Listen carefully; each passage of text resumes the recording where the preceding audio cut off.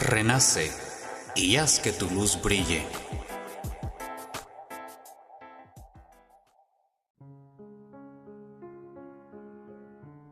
Antes de continuar con la exposición de la serie Preguntas existenciales, con el firme propósito de cultivar la apertura de nuestra forma de ver la vida, nutrir el debate de forma sana y sabiamente, contribuir en el desarrollo de la madurez espiritual e inspirar el proceso personal de despertar espiritual, quiero puntualizar algunos aspectos. Primero, no debes estar de acuerdo con ninguna de las ideas expuestas en este espacio ni creerse nada. Solo permítete desarrollar la duda disciplinada y verificar en tu propia vida aquella información que llame tu atención y facilite tu crecimiento personal y espiritual.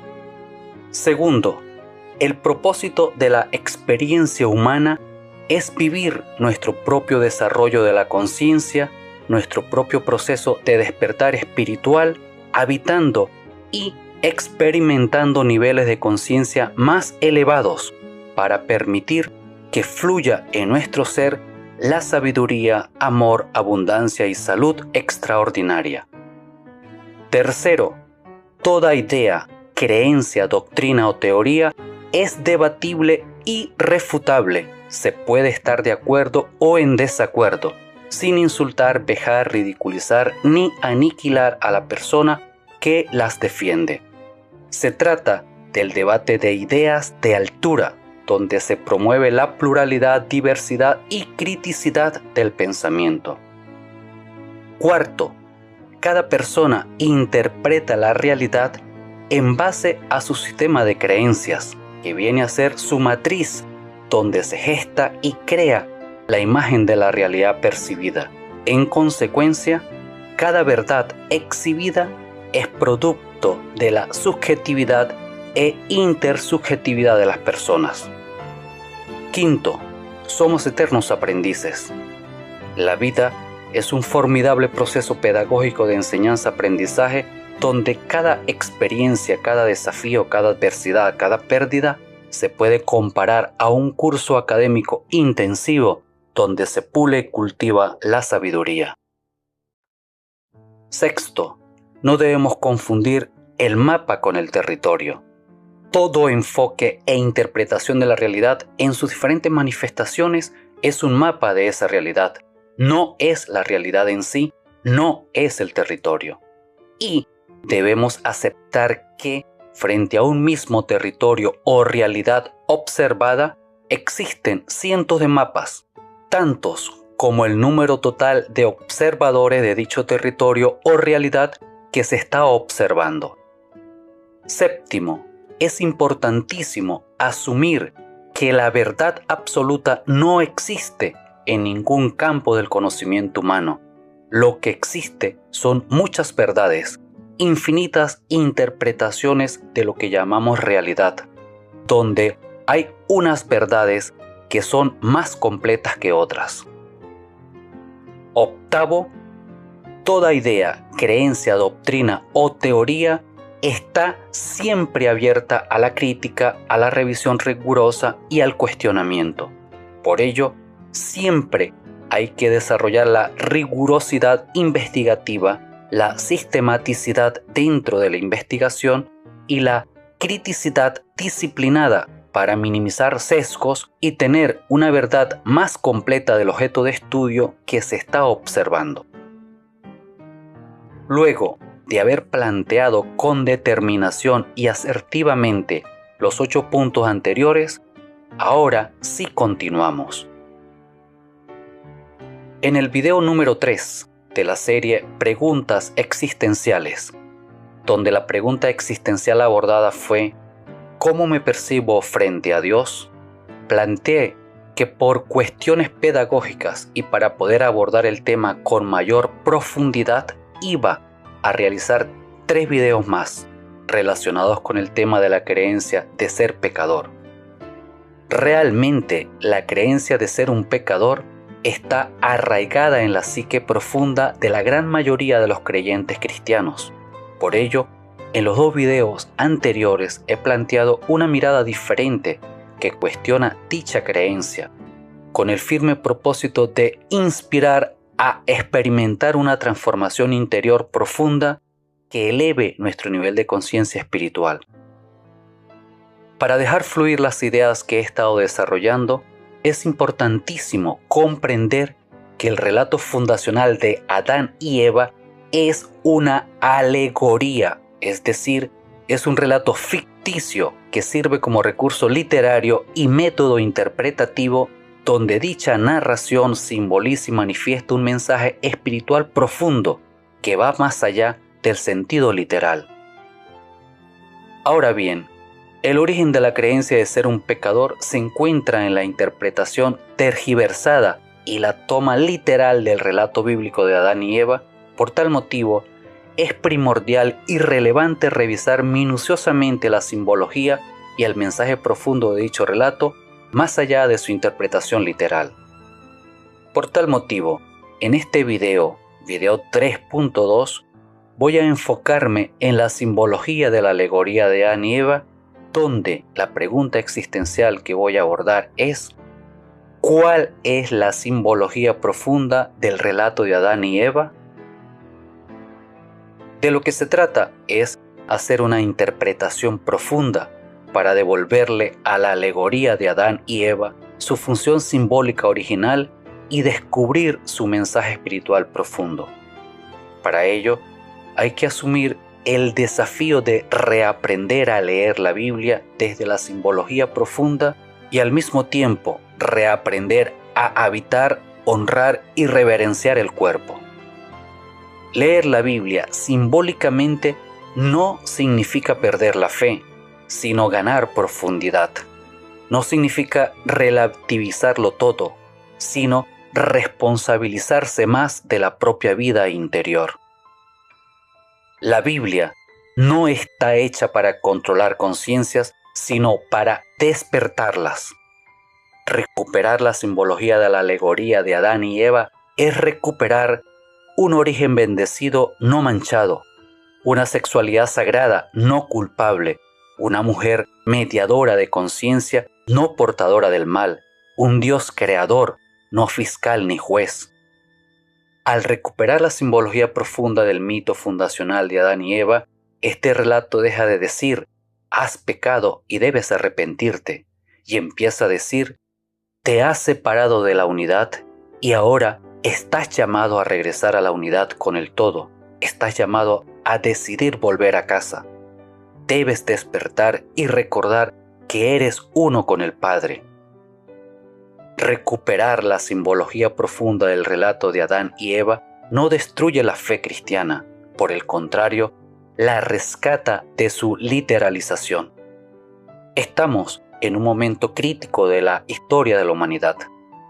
No se debería seguir nutriendo una espiritualidad basada en culpa, enemiga del cuerpo, una espiritualidad infantil, patriarcal, desconectada de la experiencia. El llamado hoy no es a abandonar la espiritualidad, sino transitar el proceso de su madurez. Eso implica integrar deseo y conciencia, integrar cuerpo y espíritu, integrar sombra y luz, integrar los principios de la conciencia masculino y femenino, integrar silencio y palabra, para alcanzar la plenitud consciente.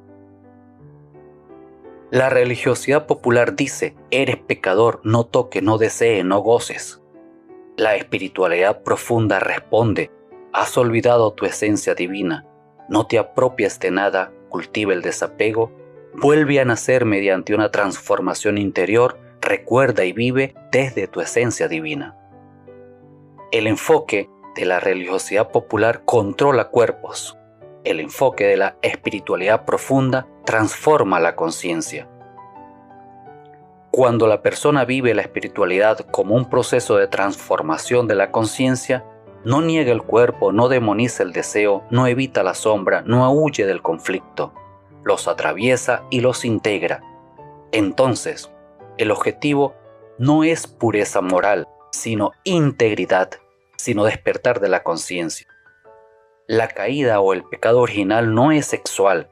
La caída o pecado original es el nacimiento del yo separado de la totalidad del ser. Por eso, el mito es tan profundo y tan mal leído. Si decidimos despojarnos de las capas de los dogmas impuestos, de los preceptos morales y de la estructura eclesiástica milenaria, el relato de Adán y Eva se revela como un mapa del viaje interior de cada alma para volver a casa. El místico, es decir, la persona que busca una conexión directa y personal con lo divino, que cree que su esencia es divina, que asume que todo está conectado y que es parte de un todo mayor y que además cree profundamente que la realidad va más allá del mundo físico y material, no lee este relato como un evento histórico o como una lección sobre el cumplimiento de la moralidad reinante, sino que lo lee como la descripción del modelo original, universal y colectivo de la conciencia de todos los seres humanos en su proceso personal de despertar espiritual y retorno a la fuente. Queda totalmente expuesto en esta serie de preguntas existenciales que el pecado original no es lo que nos han hecho creer, que es supuestamente un acto de rebeldía contra Dios. Tampoco es algo que se comete ni que se hereda. No es una transgresión de la moralidad reinante. Tampoco es un rompimiento de códigos establecidos de la sexualidad humana. Todo lo planteado en el párrafo anterior es lo que erradamente nos han hecho creer que es el pecado original, y sobre esas creencias tergiversadas y manipuladas se ha construido una institucionalidad que controla y dirige la vida de sus seguidores. Entonces, la gran pregunta que seguramente te estás haciendo es: ¿qué es el pecado original? Y la respuesta, desde la espiritualidad profunda, es decir, desde la óptica del místico, es que el pecado original es el nivel inicial de la conciencia de todo ser humano al encarnar en un cuerpo físico que se ha olvidado de su esencia divina y se ha identificado con el ego, es decir, que se cree separado de la unidad, percibe la realidad desde la dualidad, donde los extremos son irreconciliables, e interpreta la vida desde el miedo y la carencia. Desde este enfoque, el pecado original no es un castigo, sino una condición inherente a la creencia del ser, un yo separado de la unidad del ser. Entonces, el nivel de conciencia del ser humano, al identificarse con el ego, está caracterizado por: primero, se percibe separado. Esta es la herida matriz, la ilusión fundamental. La conciencia, al identificarse con un cuerpo y una mente, olvida su naturaleza divina y de unidad con el todo. Se experimenta a sí misma como un dentro que mira un afuera. Nace así la dualidad sujeto-objeto, que es la base de todo sufrimiento posterior. Es como si una ola olvidara que es océano. Sabe que es esta ola, pero ha perdido la memoria del agua infinita que la sostiene. Desde ese olvido teme romperse contra la orilla, compite con otras olas, se aferra a su forma.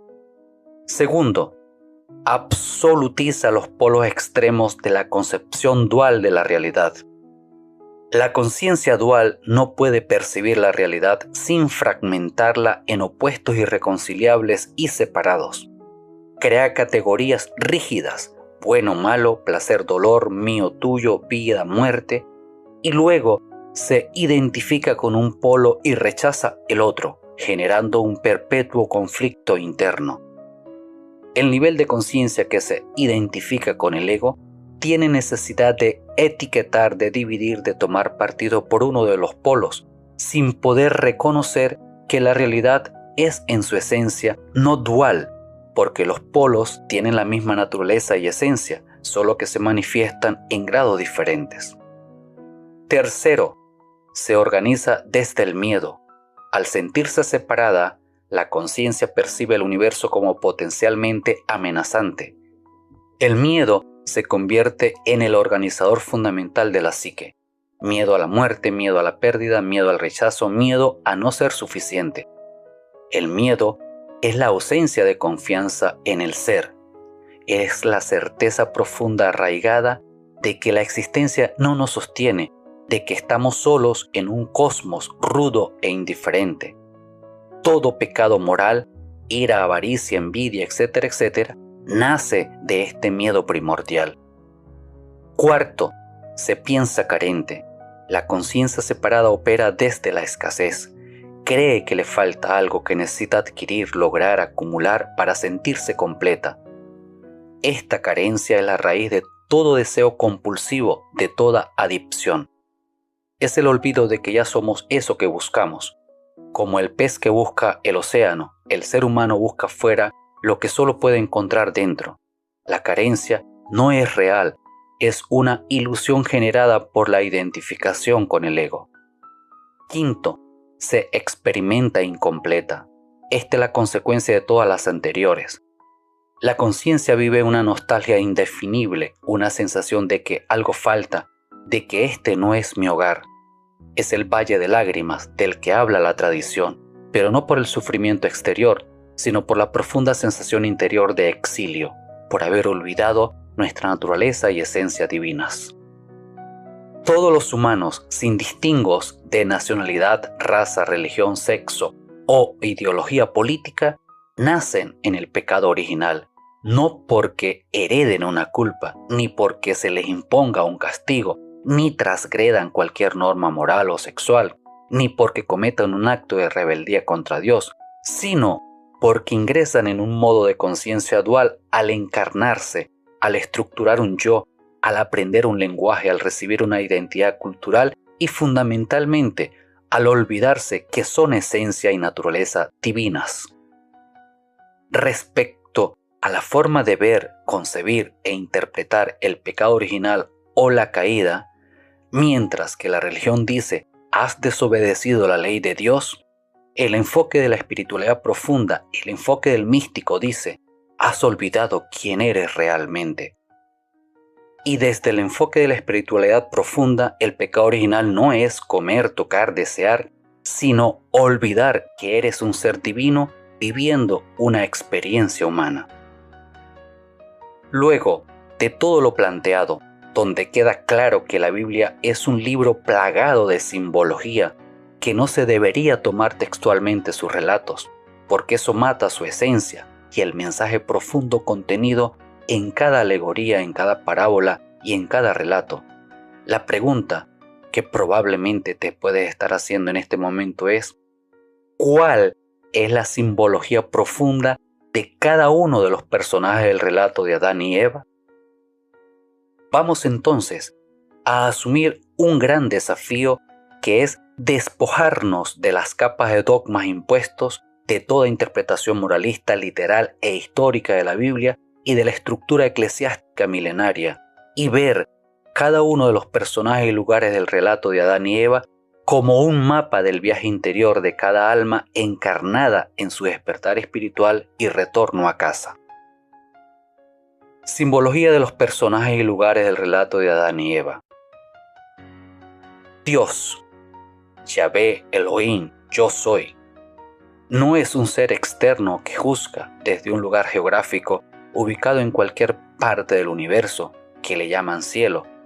Dios es la conciencia, el ser puro, la fuente inmanifestada que al mismo tiempo es la esencia de todo lo que existe. En la mística, este Dios que pasea por el jardín al atardecer es la presencia siempre cercana, la intimidad del ser, la esencia y naturaleza misma de cada ser humano que el hombre olvida cuando se identifica con el ego. La voz que llama ¿dónde estás?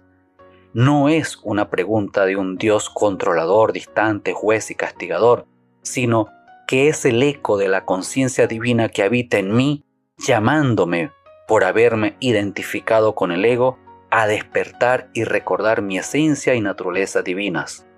Es la misma voz que en cada instante nos recuerda, despierta, vuelve a casa. El jardín del Edén. Para la espiritualidad profunda, el jardín del Edén no es un lugar perdido en el tiempo ni en el espacio, es un estado del ser, es el estado natural de la conciencia de unidad con el todo, antes de la caída en el nivel de conciencia de la dualidad.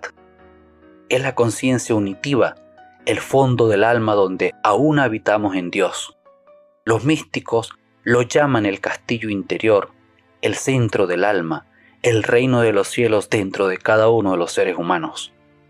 En este estado de la conciencia llamado el jardín del Edén, no hay separación entre el conocedor y lo conocido, entre el creador y la criatura.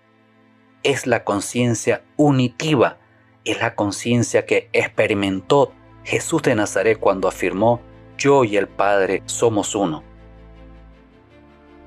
Los 4 ríos que riegan el jardín del Edén, Pisón, Gihón, Hiddekel y Éufrates, representan las 4 facultades del alma o las 4 direcciones del ser. Se trata de la totalidad de la manifestación que brota de la única fuente. Si el jardín del Edén representa el centro del ser, el corazón, el lugar donde habita Dios, entonces los 4 ríos que de él brotan son las potencias, direcciones o facultades fundamentales mediante las cuales esa unidad interior se manifiesta y fecunda toda la existencia del ser humano. Desde la espiritualidad profunda, desde el misticismo, los 4 ríos simbolizan las 4 dimensiones fundamentales de la existencia humana. Pisón, el río del oro, representa la dimensión espiritual. Se trata de la relación con lo trascendente, con unidad del ser, con el fundamento del ser. Su oro es el valor supremo de lo divino. Facultad asociada a la dimensión espiritual es la contemplación, la capacidad de percibir lo divino directamente, el conocimiento que no viene del razonamiento, sino de la unión, de la conexión. Es el río que conecta con la fuente misma, por eso su oro es el más puro. Dirección del ser, la trascendencia, lo que apunta hacia arriba, hacia el origen. Gihón, el río que rodea a Cus, representa la dimensión relacional. Se trata de la relación con los otros. Rodea lo otro, lo diferente, es el encuentro con la alteridad. Rodea lo otro, no lo invade, lo circunda, lo respeta, pero lo conecta.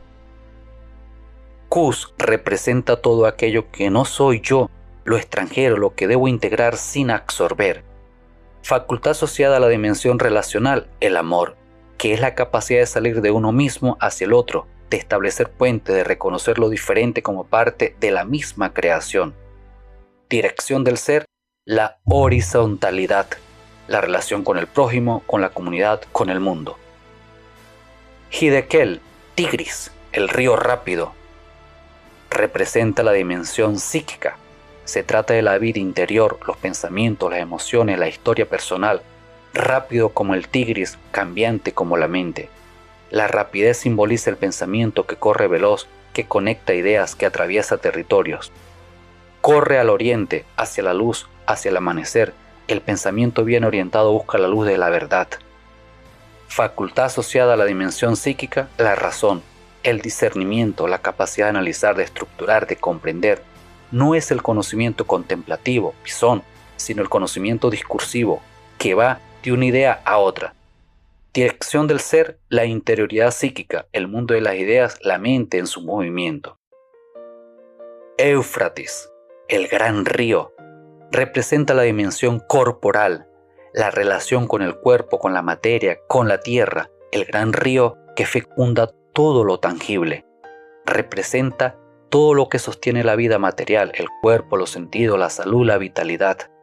Facultad asociada a la dimensión corporal, la sensación, la capacidad de estar presente en el cuerpo, de sentir el mundo a través de los sentidos, de encarnar la conciencia. Dirección del ser, la materialidad, el cuerpo, la tierra, lo concreto.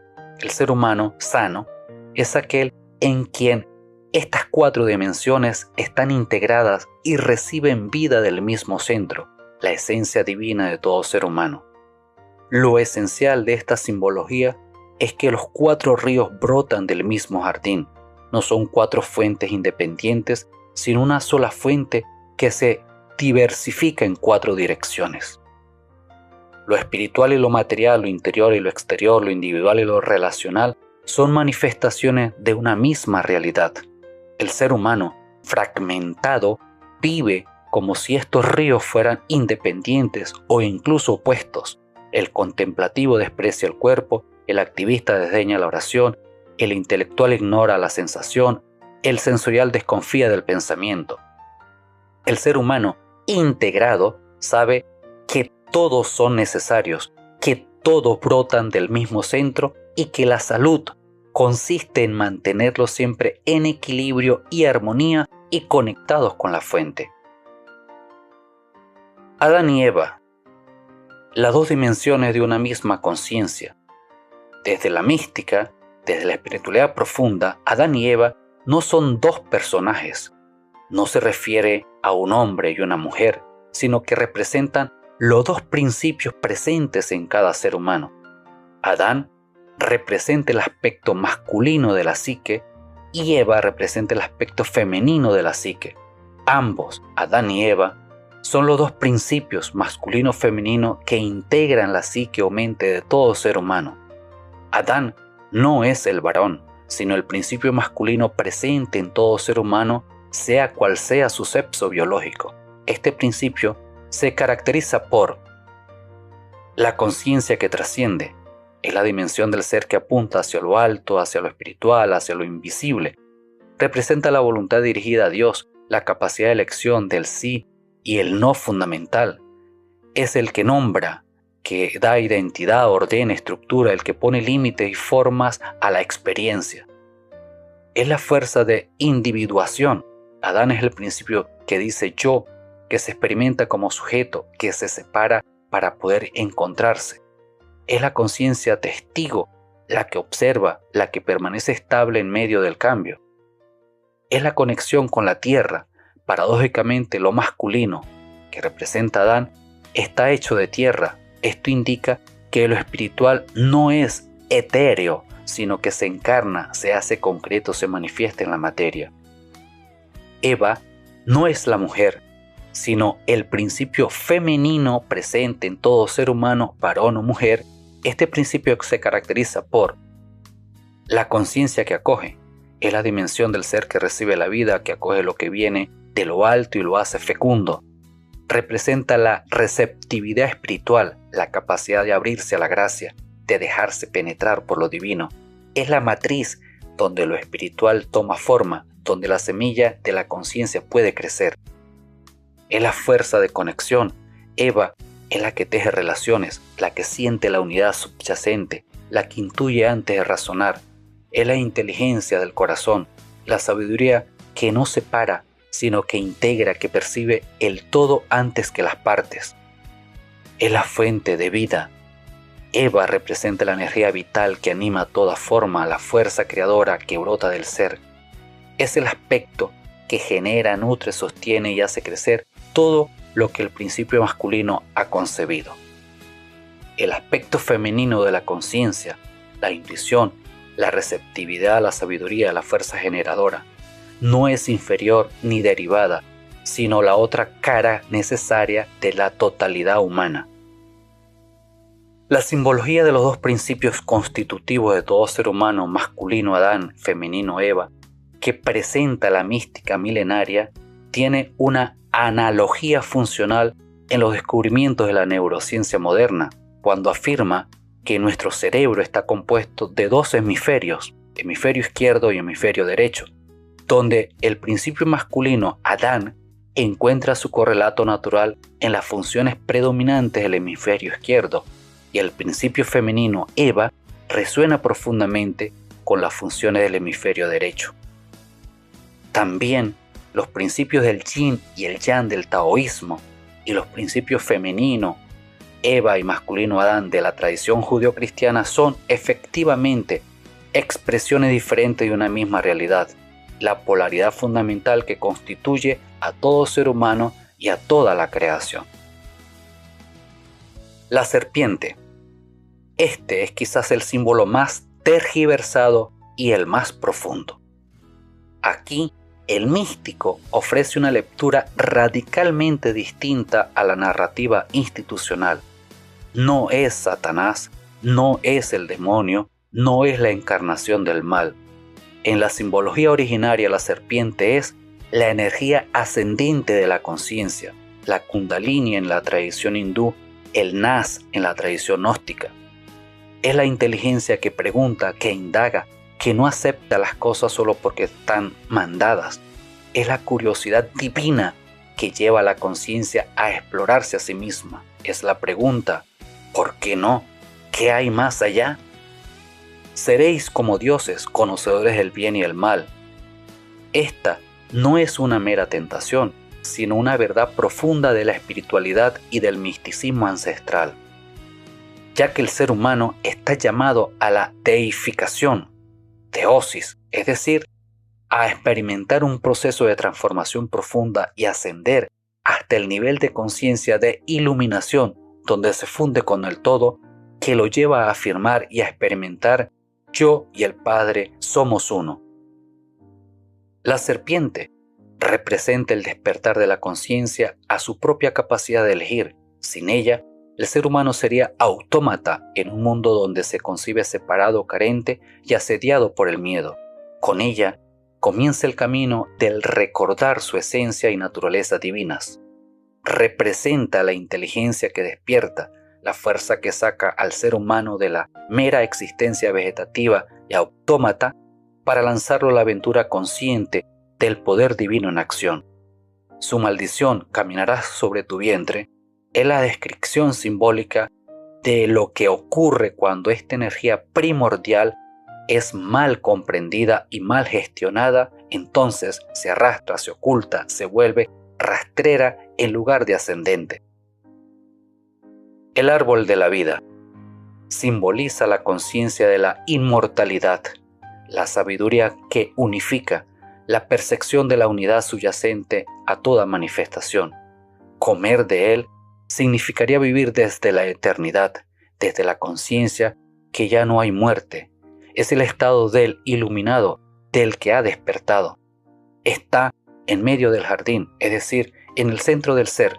Siempre está ahí, accesible, pero el ser humano atrapado en la conciencia dual del ego no lo ve. El árbol del conocimiento del bien y del mal no es un árbol malo. Es el árbol de la experiencia de la dualidad, de la percepción fragmentada. Comer de él significa experimentar la realidad desde la polaridad irreconciliable de los extremos: placer, dolor, vida, muerte, luz, oscuridad, yo, otro. Está también en medio del jardín, junto al árbol de la vida. Esto enseña que la dualidad y la unidad coexisten en el centro del ser. La elección de cuál fruto comer es la elección de cada uno, según el nivel de conciencia desde el que se vive. Comer de él significa experimentar la realidad desde la fragmentación, desde la percepción de que las cosas están separadas. No es que el conocimiento sea malo, es que hay dos formas de conocer: el conocimiento intelectual, que separa, analiza y etiqueta, y el conocimiento unitivo, que integra, ama, contempla. Comer del fruto del árbol del bien y del mal es preferir el conocimiento intelectual. El pecado original visto así es la elección de la conciencia de experimentarse a sí misma como separada de Dios, de entrar en el juego de la dualidad para, a través de la experiencia del dolor y la limitación, redescubrir la unidad de un modo más profundo. El exilio. Las maldiciones del relato no son castigos de un Dios airado, sino la descripción de cómo sería la vida en el exilio, es decir, vivir desde la separación, escasez y miedo, donde el parto con dolor simboliza que toda creación, todo apto de dar a luz algo nuevo en el nivel de conciencia de dualidad, implicará esfuerzo y sufrimiento. El trabajo con sudor simboliza el esfuerzo espiritual necesario para ascender en el nivel de conciencia en medio de las distracciones del mundo. Los querubines con la espada de fuego no son guardias que nos impiden volver, sino las llamas purificadoras que todo buscador debe atravesar. La espada es la contemplación que disuelve las imágenes falsas de Dios y de uno mismo. La desnudez, antes de la caída, transparencia total, ausencia de máscara. unidad entre el ser y su manifestación. No hay nada que ocultar porque no hay un otro del que ocultarse. La desnudez sin vergüenza simboliza la transparencia total del ser, donde no existe el ego que juzga, que se compara o que necesita ocultarse. Es el estado de gracia anterior a la autoconciencia reflexiva. Después de la caída, vergüenza, ocultamiento, hipocresía existencial, nace el personaje, la máscara social, la necesidad de parecer lo que no se es. Las hojas de higuera. El primer acto del ego, cubrirse, protegerse, mentir sobre sí mismo, es el origen de toda falsedad. Son hojas, no frutos, algo provisional que se seca, que no resuelve la herida. Todas las máscaras humanas son así. El polvo. Polvo eres y al polvo volverás. No es una condena a muerte, sino el recordatorio de la naturaleza transitoria de la forma. El místico y la espiritualidad profunda lee aquí: tu identificación con la forma, el cuerpo, el ego, terminará.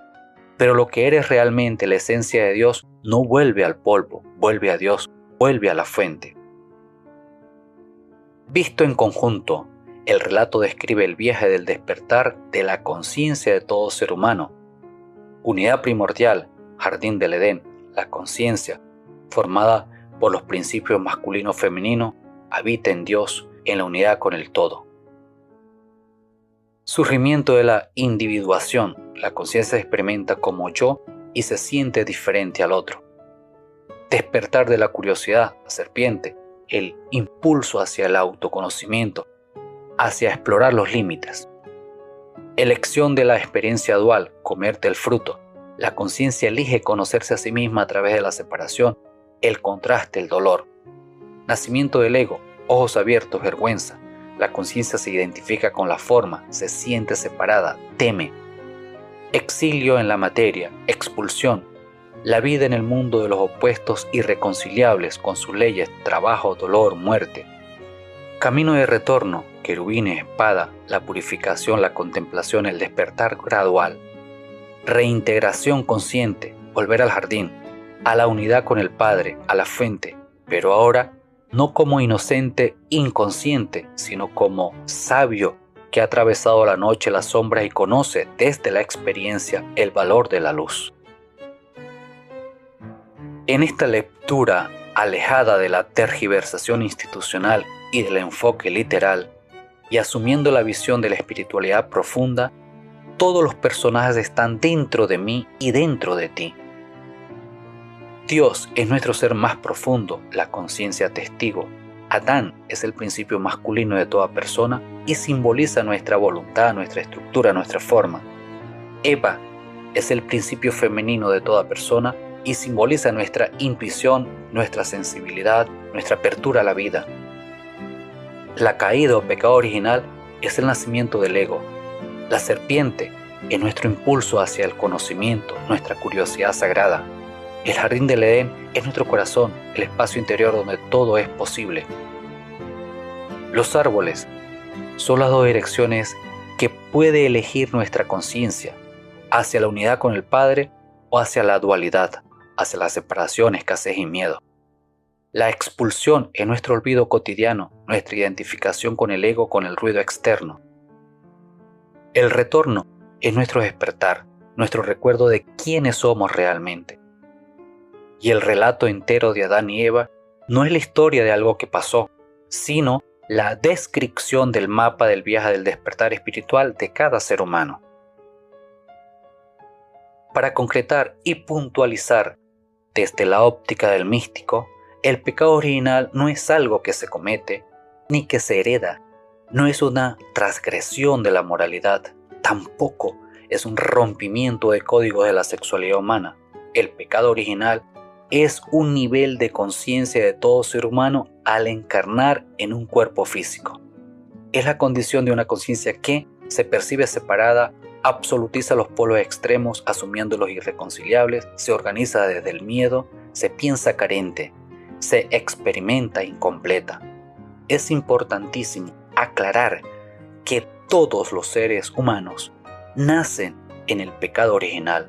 no porque hereden una culpa ni transgredan cualquier norma moral o sexual, sino porque ingresan en un nivel de conciencia dual al encarnarse, al estructurar un yo, al aprender lenguaje, al recibir una identidad cultural. Nacemos en el yo separado, en el yo psicológico, no en la unidad con el todo. Desde el misticismo, el camino del despertar espiritual no destruye el nivel de conciencia de la dualidad, lo atraviesa. No niega el cuerpo, lo integra, lo venera y lo honra. No elimina el yo, lo ilumina.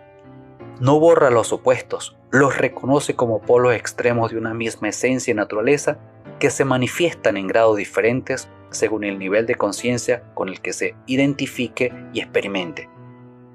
El retorno al Edén no es volver a la inconsciencia indiferenciada, es habitar la conciencia diferenciada sin perder la unidad.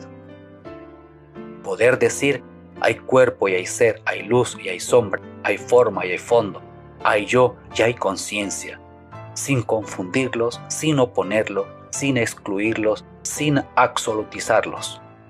En síntesis, desde la óptica del místico, el pecado original es el nacimiento del yo psicológico, la instauración de la percepción dual, la contracción de la conciencia, la identificación con una parte, el olvido de la unidad, la absolutización de los contrarios. No es un error moral, es un nivel de conciencia de todo ser humano. Y toda la espiritualidad profunda no es un camino de perdón y arrepentimiento, de enmendar una falta heredada, sino se trata de un proceso de recordar nuestro origen divino y elevar nuestro nivel de conciencia a la conciencia crística, donde vivimos, existimos y nos relacionamos con todos los seres desde el polo del amor, unidad, iluminación, abundancia, paz, sabiduría y armonía. Desde la óptica del místico, no somos pecadores buscando a Dios. Somos conciencia olvidada recordándose. No estamos caídos, estamos distraídos, dormidos y en un estado de olvido. No necesitamos ser salvados, necesitamos despertar, necesitamos en ese camino del despertar espiritual ir elevando nuestro nivel de conciencia mediante el cultivo de la presencia plena consciente sin huir hacia el pasado o el futuro. Abrazar la sombra, la conciencia crística, no es pura luz, es luz que ha integrado su oscuridad. Morir al ego no se trata de un suicidio psicológico, es un desidentificarse.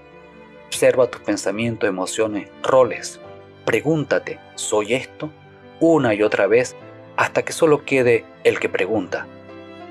Practicar el amor incondicional, no el amor que exige correspondencia, sino el que fluye porque es tu naturaleza.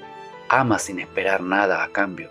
Ama incluso a quienes te lastiman, no porque ellos lo merezcan, sino porque tú lo necesitas para ser libre. Habitar el misterio de la vida. No necesitas respuesta para todo. La conciencia crística no es certeza, es confianza en medio del misterio. Ti, Padre, en tus manos encomiendo mi espíritu, hágase en mí según tu voluntad. El místico enfrenta una aparente paradoja. Ya eres eso, pero aún no. Ya eres conciencia crística, es tu naturaleza verdadera, tu identidad más profunda, la imagen de Dios en la que fuiste creado. No tienes que adquirirla como algo que te falta, pero aún no la vives, porque te has identificado con lo que no eres, porque has olvidado tu esencia divina. El camino no es llegar a ser lo que no eres, es dejar de ser lo que no eres para que lo que siempre has sido pueda brillar. Como la estatua dentro del bloque de mármol, no hay que añadir nada, solo hay que quitar lo que sobra. La conciencia crística no es un premio para unos pocos elegidos, es la vocación y búsqueda de todo ser humano, es el volver a nacer del que habló Jesús, es el reino de los cielos dentro de vosotros, es el Cristo en vosotros, la esperanza de la gloria. Por ahora, he llegado al final de este video, no porque no haya más que decir, ni porque el debate se haya agotado, sino porque creo que con lo planteado he abordado lo más crucial. Quiero recordarles que mi intención no es herir susceptibilidades, sino aportar herramientas para continuar nutriendo el proceso particular del despertar espiritual mediante el debate de ideas de altura de forma sana y sabia. Y finalmente, reitero los puntos que esbocé al inicio de este video. Primero, no debes estar de acuerdo con ninguna de las ideas expuestas en este espacio, ni creerse nada. Solo permítete desarrollar la duda disciplinada y verificar en tu propia vida aquella información que llame tu atención y facilite tu crecimiento personal y espiritual. Segundo, el propósito de la experiencia humana es vivir nuestro propio desarrollo de la conciencia, nuestro propio proceso de despertar espiritual, habitando y experimentando niveles de conciencia más elevados para permitir que fluya en nuestro ser la sabiduría, amor, abundancia y salud extraordinaria. Tercero, toda idea, creencia, doctrina o teoría es debatible y refutable. Se puede estar de acuerdo o en desacuerdo, sin insultar, vejar, ridiculizar ni aniquilar a la persona que las defiende. Se trata del debate de ideas de altura, donde se promueve la pluralidad, diversidad y criticidad del pensamiento. Cuarto, cada persona interpreta la realidad en base a su sistema de creencias, que viene a ser su matriz, donde se gesta y crea la imagen de la realidad percibida. En consecuencia, cada verdad exhibida es producto de la subjetividad e intersubjetividad de las personas. Quinto, somos eternos aprendices. La vida es un formidable proceso pedagógico de enseñanza-aprendizaje donde cada experiencia, cada desafío, cada adversidad, cada pérdida se puede comparar a un curso académico intensivo donde se pule y cultiva la sabiduría. Sexto, no debemos confundir el mapa con el territorio. Todo enfoque e interpretación de la realidad en sus diferentes manifestaciones es un mapa de esa realidad. No es la realidad en sí, no es el territorio. Y debemos aceptar que frente a un mismo territorio o realidad observada, existen cientos de mapas, tantos como el número total de observadores de dicho territorio o realidad que se está observando. Séptimo, es importantísimo asumir que la verdad absoluta no existe en ningún campo del conocimiento humano. Lo que existe son muchas verdades, infinitas interpretaciones de lo que llamamos realidad, donde hay unas verdades que son más completas que otras. Octavo, toda idea, creencia, doctrina o teoría está siempre abierta a la crítica, a la revisión rigurosa y al cuestionamiento. Por ello, siempre hay que desarrollar la rigurosidad investigativa, la sistematicidad dentro de la investigación y la criticidad disciplinada para minimizar sesgos y tener una verdad más completa del objeto de estudio que se está observando.